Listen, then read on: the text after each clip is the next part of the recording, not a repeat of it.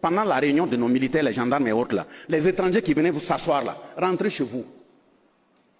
On vous appelle des coopérants militaires ou bien c'est quoi là? D'ailleurs, même souvent, certains, c'est des va-nu-pieds qu'on ramasse là-bas, on vient s'asseoir ici, parce qu'il a le teint blanc, on croit qu'il est intelligent. Vous rentrez chez vous.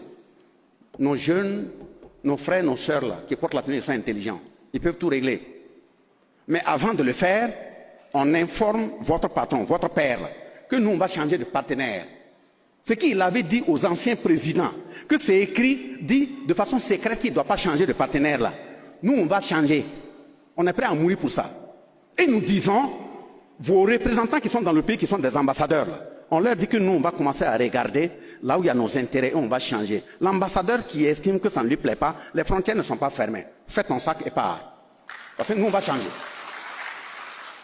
On ne va plus rester à commander des armes. Tu veux commander des armes? Oui, il faut informer la CEDEAO, il faut informer l'Union européenne. Si ça ne se bloque pas là-bas, il faut informer la France. Et quand la France estime que vraiment elle n'a pas intérêt, elle met son droit de veto en écrivant à là où vous avez commandé l'arme là, c'est pas la peine de livrer les armes. Vous partez dans les banques pour prendre un prêt, pour payer des armes, on dit non, eux ils ne donnent pas des prêts pour payer des armes létales, des objets létaux. Ah bon, c'est pas des moustiques qui meurent ici. D'abord, on change de partenariat, on change les partenaires, et nous, on regarde parmi les partenaires, quels sont ceux qui font les très bonnes armes.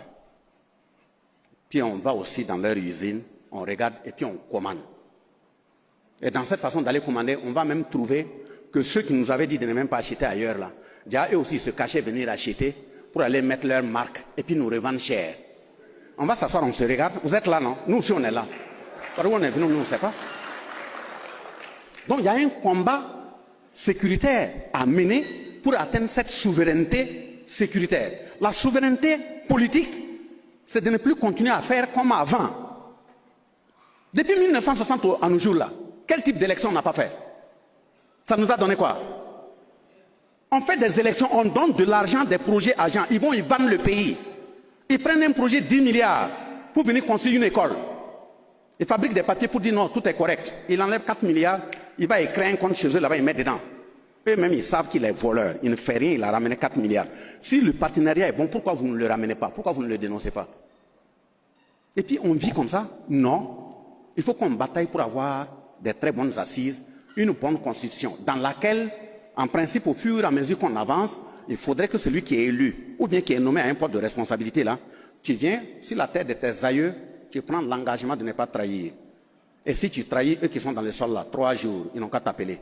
Et puis on te laisse mener ta mission. Si tu ne veux pas, on ne t'a pas forcé. Quand on veut parler de ça, les gens commencent à dire non, non, non, pas amener les gens en arrière. Taper sur le net, le cas du Japon, ça se fait. Quand ils te forment, tu finis, on veut t'envoyer en mission là. Tu viens te mettre à genoux devant le chef, le responsable du pays. Tu ramasses la terre, tu dis ça c'est la terre du Japon. C'est avec ça on t'a nourri. C'est l'eau venant de ça qu'on t'a entretenu. Tu vas en mission au nom du Japon. Le Japon est au-dessus de ta vie. Et tu répètes ça. Et on cite les 7 valeurs. Courage, intégrité, dignité, honneur, patriotisme.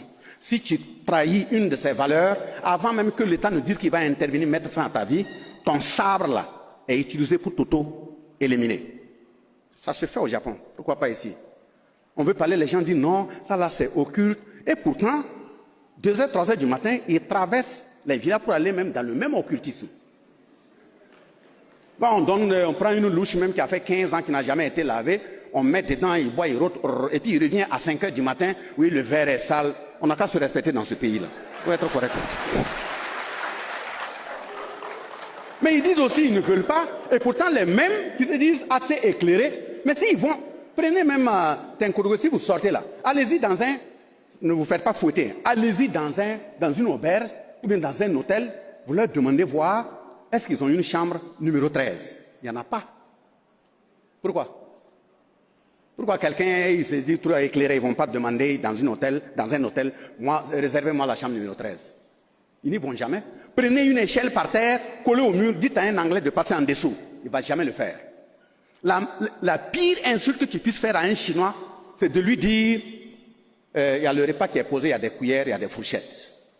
S'il ne te répond pas, c'est parce qu'il sait maîtriser. Sinon, chez eux, c'est leur baguette.